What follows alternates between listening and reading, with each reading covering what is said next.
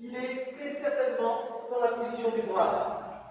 Et vous verrez devant lui, en rouge, comme représenter son souffle ou son cri, le bras. Et regardez donc ces bois palmés magnifiques, devant lui une série de points et un quadrillage. The first evidence of painting by the hand of man was found in the caves of southern France and northern Spain. Deep within these limestone formations, beneath the European countryside, 15 or more thousand years ago, Stone Age man came for unknown reasons and labored to produce these images of animals and human figures. Although the landscape was not a subject of these early paintings, the fact that these expressions were created within the landscape gives us some sense of his intimacy with his environment. The expression Mother Earth is remarkably appropriate when applied to the origin of art, because it seems as if the earth did literally conceive and give birth to this phenomenon we know as art. With this in mind, it is indeed ironic that the creation of art is one of the most conspicuous qualities which differentiates us from the rest of the living organisms on Earth. As man has gained more control over his environment through science and technology, his dwellings have changed from shelters provided by nature to structures created from natural materials to buildings setting on the landscape built from things man made, like steel and glass and brick and aluminum siding. As our houses have changed, so has our perspective on the landscape. As man moved out of the landscape and onto it, a need arose to objectively understand what had previously been purely a matter of instinct. From this point on, the landscape, or environment, was to become the predominant subject of man's art and science. Our images of the landscape have chronicled this search for understanding and have become systematically more abstract as our viewpoint has distanced itself from the subject.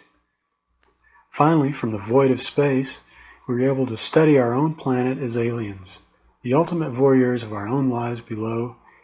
We have become the mice in the maze. In the past 40 years, our impression of the world has changed more radically and more quickly than at any other time in history. In many ways, this change can be attributed to the increased range of perspective afforded man by technology. Multispectral remote sensors and flying camera platforms, radar, computer image processing, modeling, and synthesizing capabilities have enhanced our perspective on this world and others of which we had little knowledge. The view of our landscape and the landscapes of other planets made possible by this technology has become crucial to our environmental protection, resource management, economic development, and defense, as well as our understanding of our planet and the universe. This is the state of the art in a tradition thousands of years old, in which we search for understanding and attempted to communicate what we've learned through images of the landscape. The development of maps, the discovery of geometric and atmospheric perspective, basic research into visual perception and binocular vision, and the invention of photography and the computer are milestones which occurred more than a century ago and form the foundation for the present state of the art. Of all of these, photography has had the greatest influence over the way imagery is created, with the computer providing the means of controlling, processing, and in some cases synthesizing images which exist only in the memory of the computer and the output picture.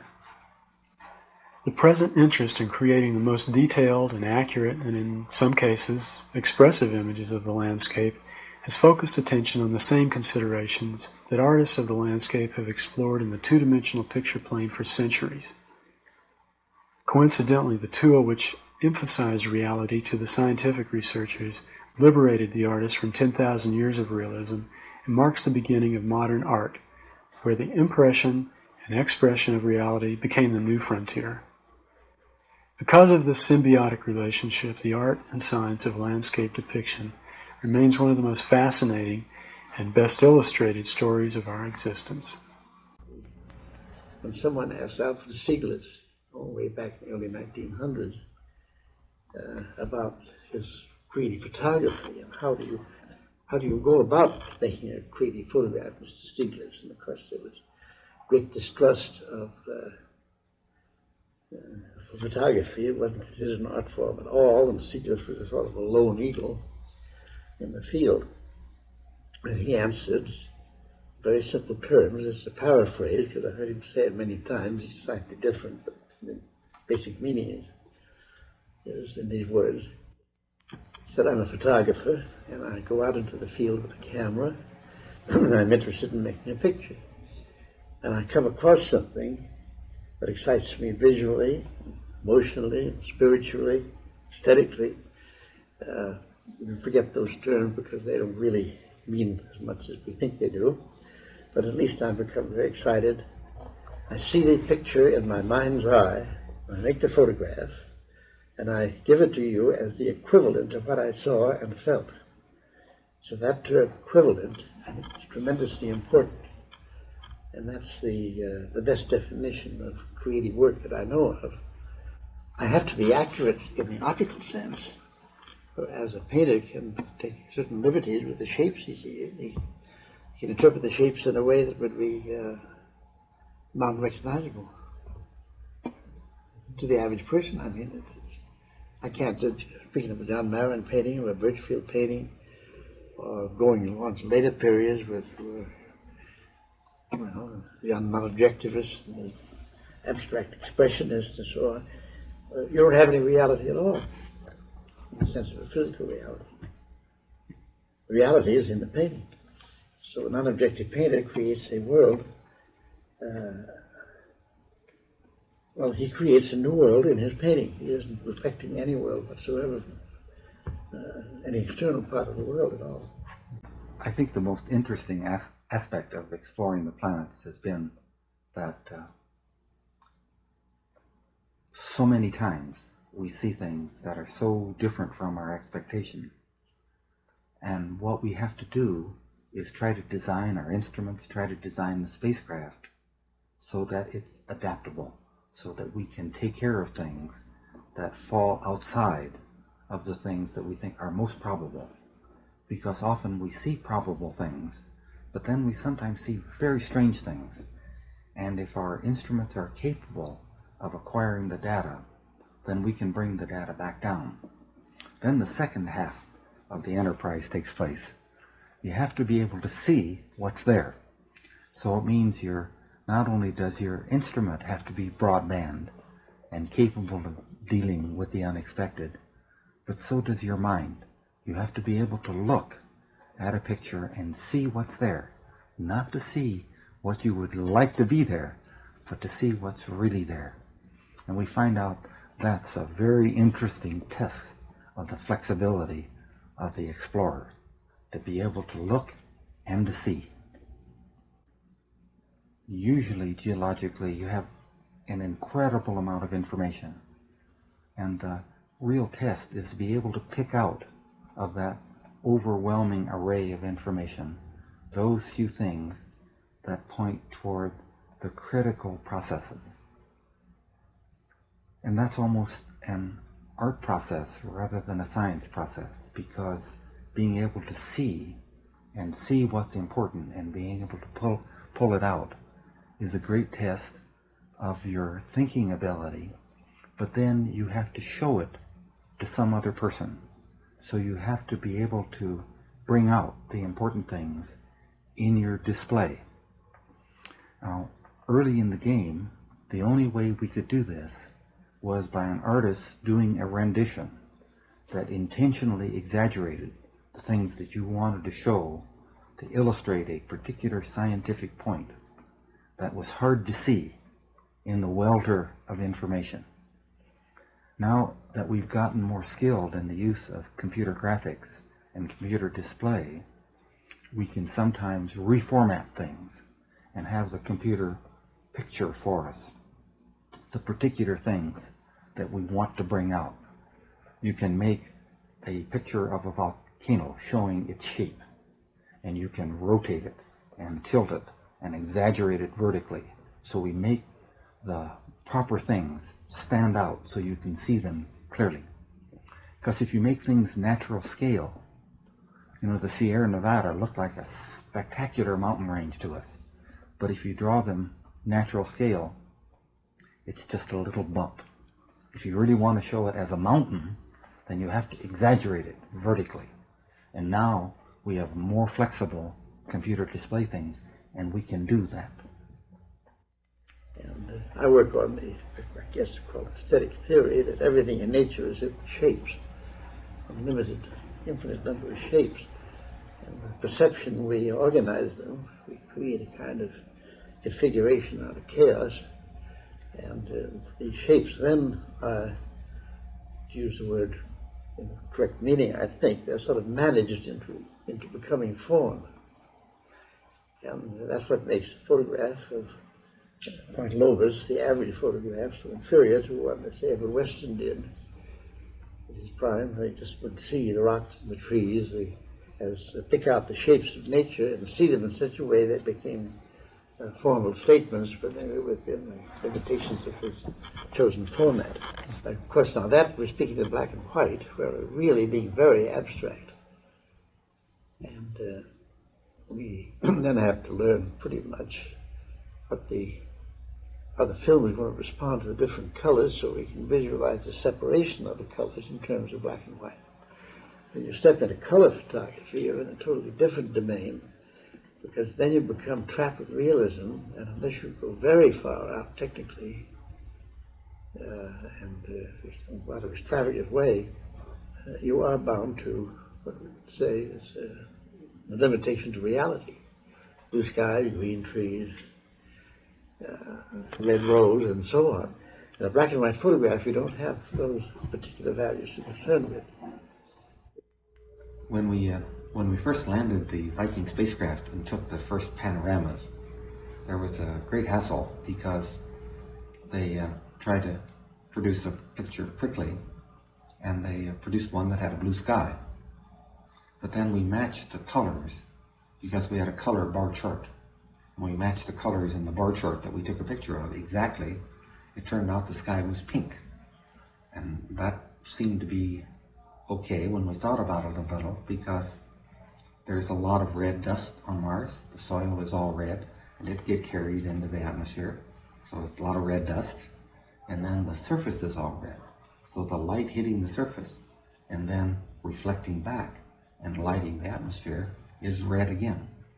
So Mars has pink sunrises and sunsets, and the sky looks pink all day long. When we first tried to imagine how things might have been on Mars, and then we got our close-up lander pictures and orbiter pictures, it turned out that Mars looked very familiar. The processes that form features on Mars, the lava flows, the faulting of the crust, the development of the soil, the wind erosion and deposition, made sand dunes that look very much like sand dunes on the Earth. And the rocky deserts look very much like the rocky deserts on the Earth. Mars is strange to us, but if we look at the whole solar system, it's familiar. It's a rocky planet like the Earth. As we've gone farther out in the solar system and look at very low density planets that are made of all ice and are very cold, and they still have dynamic processes, we see some things that look familiar and other things that look very strange. The original requirement for image processing came from the first images that were made of the Earth and the weather satellites, the very crude weather satellites that we had, the first imaging systems. And shortly thereafter, the first missions to the moon, that is Ranger. There was a whole series of missions that impacted the moon. And these were systems with television cameras in them and a transmitter, and the data were telemetered back. And the problems were that those days the electronics was not anywhere near as good as it was today, and we didn't have the experience in developing those systems. And there was a lot of interference in the images. So the images ended up having herringbone noise on them and other kinds of interference, electrical interference. And so they weren't as good, and you couldn't really pick out the features well enough on the moon. And of course, especially at the end, we wanted to see at high resolution what the surface was like, because the questions that were being asked at the time were, how deep was the dust layer on the moon? And if we sent an unmanned spacecraft and then surveyor, which was to come, and later manned spacecraft, would they sink down into the dust layer? So Bob Nathan and Fred Billingsley began image processing on a sort of an operational basis at JPL. The beginnings of NASA were occurring right about that time period. JPL being a part of Caltech, I inquired and joined the effort up here, and I was asked to help apply digital imaging methods to, say, map the back of the moon. Now, we hadn't even gotten the spacecraft together at that time. The whole Ranger series hadn't even been created. But 1959 through about 1962, we tried several efforts at flying something to the moon, and it took that period of time where we slowly developed all of the methods which now are adopted almost worldwide as the technology for image processing. The first two successes, the primary success was sending an analog camera system to the lunar surface. That was the Ranger series.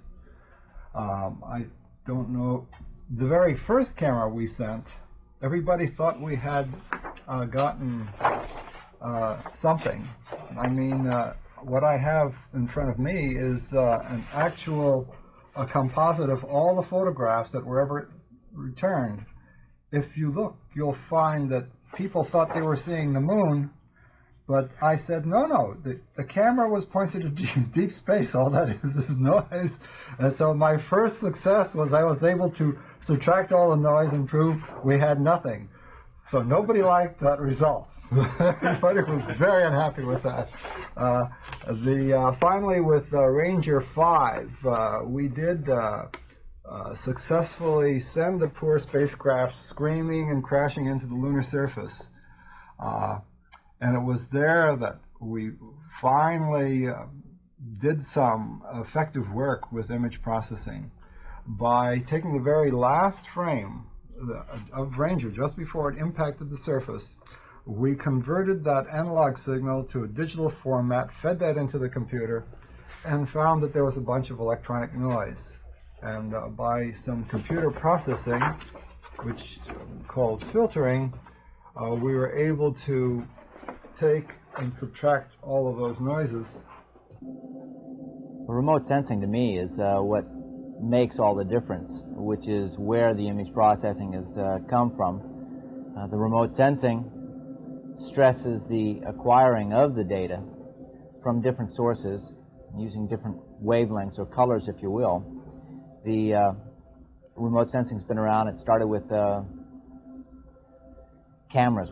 Someone took a photograph, and then they took it up in the airplane in balloons and realized they could sense what was on the ground using a photograph. And of course, in World War II, they used a lot of reconnaissance photographs, black and white type. You bring them back and you analyze then what the airplane flew over. We started with satellites then in 1960. To make a color image that your eye can perceive and understand only requires 3 primary colors.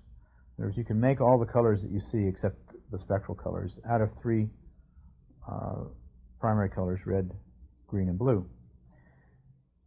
So we have been collecting data, at least in the initial stages, in 3 or maybe 4 spectral bands, so we can create a color image that we can interpret.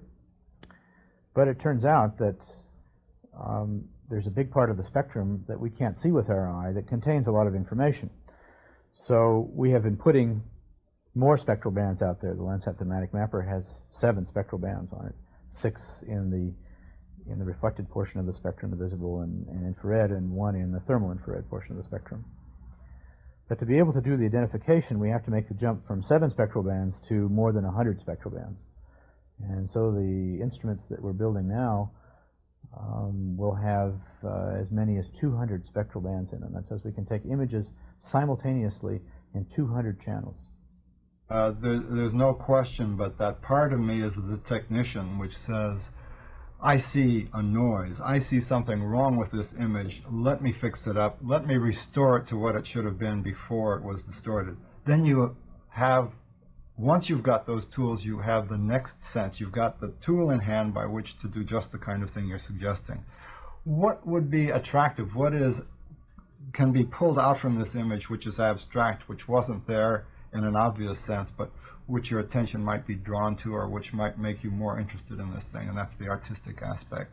Well, I think the first images of the moon were more a curiosity than anything else. I think the images that really changed the man in the street's perception of where he lived were those taken by Apollo looking back at the Earth. I think those images which showed the blue Earth and in some cases green, but white clouds around it, the sort of the marble in the sky, were the ones that really changed people's perception. And it was interesting that those images came just about the time that there was a strong ecological movement.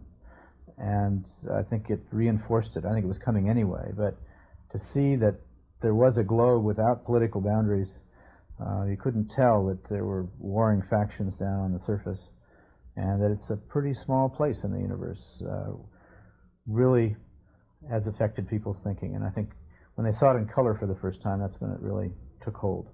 Yeah, the beginnings of image processing for simulation actually started with a project at GE years ago to develop a limited flight director based on generating real-time edges that represented symbology and horizon attitude and that kind of thing.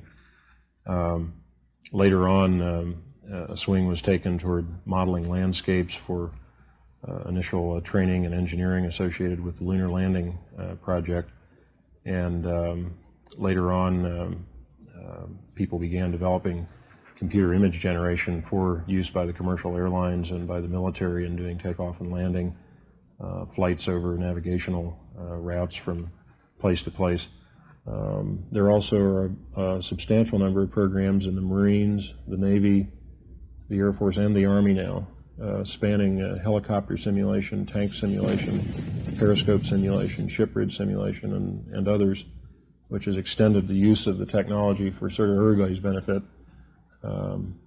Some of these military and maritime simulations are relatively benign, but some of them involve extremely complex multi-target, multi-aircraft environments with pilots sort of basically fighting for their lives, weapons effects and things going on that are likely to induce quite a lot of sweaty palms in the operators.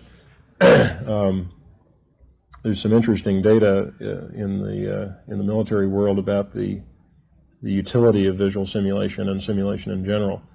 There is one representative, I think, of the Air National Guard in Tucson, who has attended some industry conferences for the last several years, who is talking to survivability rates in pilots who have their first combat interaction and then survive that one to have a second combat interaction and so on.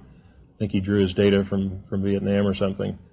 What you find is a curve that shows that the initial pilot, who's never been in air combat before, has a certain sort of mixed probability of surviving that first encounter. But if he survives, his chance of living through the second one goes up astronomically, and living through the third even more so. It's an indication that those that have seen the whites of his eyes in death learn a lot fast, but go into the whole venture with grave risk. And if they survive a few times, then their chances of surviving in the long haul are greatly increased. Now, the role of simulation in such an enterprise is obvious. If you can make the simulation so incredibly realistic and for these purposes even threatening to the starting pilot who's never been in combat, and if you must train those sort of disciplines, the chances of that pilot having the first actual combat encounter with some semblance of understanding the risks and being prepared to be aggressive and so on is tremendous. And probably the key challenges in military training today are to succeed at full, what's called weapon tactics or combat mission training, where a pilot is expected to be introduced into a simulator whose motion realism, instrument realism, visual realism, oral realism is so great that he becomes lost and totally absorbed in the challenge and lives and breathes the surviving of threatening situations to such a great extent that he comes out better for it. So the atmospheric release advisory capability is a service that provides estimates of the consequences of actual or potential releases of radioactive pollutants into the atmosphere. It's an capability that is used to assist emergency response people at the scene of an accident to estimate the magnitude and location of an incident, and to allow them to make a somewhat more informed decision regarding matters such as evacuation or long-term health consequences. A release in a valley constrained by the walls of the valley or whatever will behave differently than a release in a plain. And so that the topography, terrain input into the system is very important as part of the modeling aspect. And one of the things that, one of the occurrences that sort of got me on my present area of interest was that about a year after the 3 Mile Island accident, there was a incident at the Arkansas missile silo plant. I remember where a booster rocket blew up in its silo and threw the warhead several hundred yards away. No radioactivity was released, but in the process of trying to respond to that incident, we did have terrain data available, but it was a matter of 10 hours in order to generate a usable terrain file, and it was obvious that that part of the system needed a great deal of improvement. And so one of my tasks shortly after that was to create a system that would allow us to generate terrain data, terrain models for any area around the country in a much more timely fashion. What we've done here is mainly in the area of superrealism or hyperrealism, kind of going off in a more surreal aspect. What we've done up to now is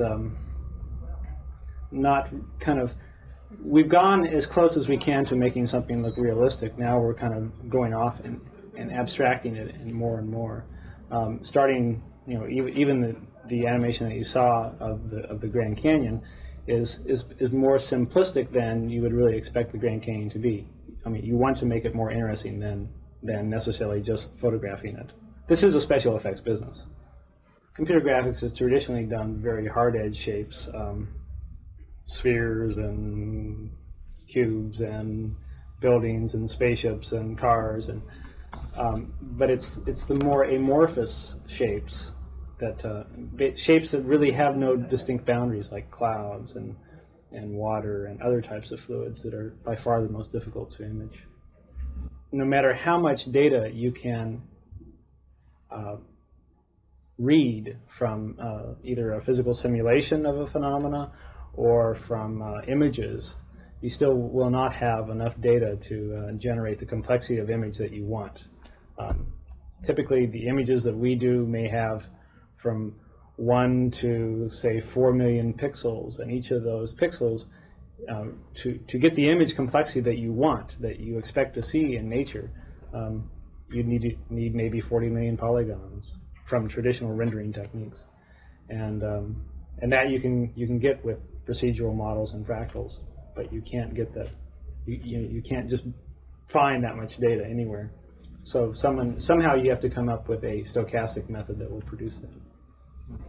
The database is DMA data from the Defense Mapping Agency, which is then resold, I guess, by USGS. And it's at a resolution, I guess, probably of 125 meters per grid cell. So it is fairly detailed in terms of how much data you can gather scientifically, but in terms of visually, it's much lower detail than what you really want. So what I've done is map on top of that a texture which adds, synthetically increases the apparent resolution of the database. And additionally, for other work, we've made fractal stills of the same database, but now fractalized at a complexity of 20 to 40 million polygons. You're invariably faced with, in the design of really high fidelity scenes, with filling in more detail somehow in a coherent way while agreeing with the public data where you can agree. Modeling techniques we use now use to some extent, use photographic source and this DMA data and other map data that's available as anchor points for correlation. But there often are challenges to fill in detail at much lower levels. Fractals is one excellent way to do that.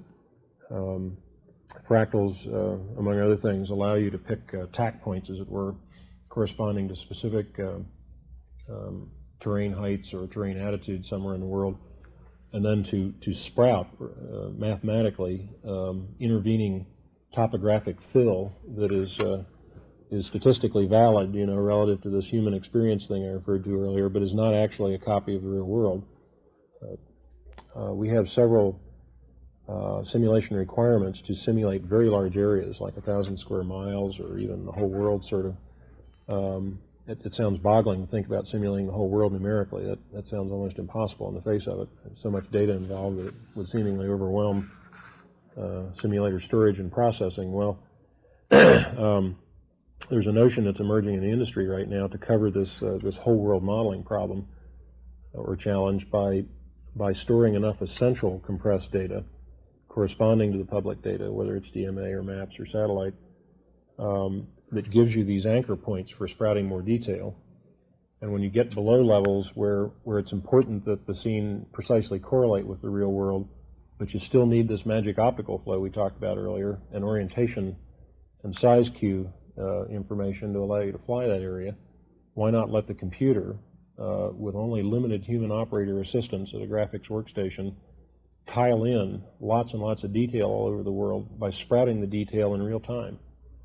So the notion is that the database is not all the data required to describe every 10-foot square in the world or every leaf in the world, but it's essential data to sort of get you started, and then the machine in real time will sprout all the connective tissue on the fly. I think the ultimate goal of this type of capability would be to produce a photographic quality image for an arbitrary area. For sites that we know we might be called in for nuclear power plants, certain military bases and things like that, the assessors, the people who work at ARAC would actually visit the site and might take photographs, real photographs of an area. And so for certain sites, we're sort of prepared. People know what they're looking at and know what to expect. The idea with this technology would be to be able to, as much as possible, produce that type of an image without actually having to go there, by using these computer digital databases to be able to create that type of a photograph. There are several limitations that, unfortunately, you have to live with. In a lot of cases, the data just isn't there, or it isn't there at enough resolution to even come close to any sort of a photographic image. So that one of the things we're hoping to do in the future is to, after gathering as much digital data as possible, to sort of creatively cheat and sort of fill in some of the extra detail and produce something that looks like a photograph and is right in the general, in its is accurate and correct as much as possible. According to a mathematician, geometry is supposed to be the mathematical discipline that enables one to describe, relate, and manipulate shapes.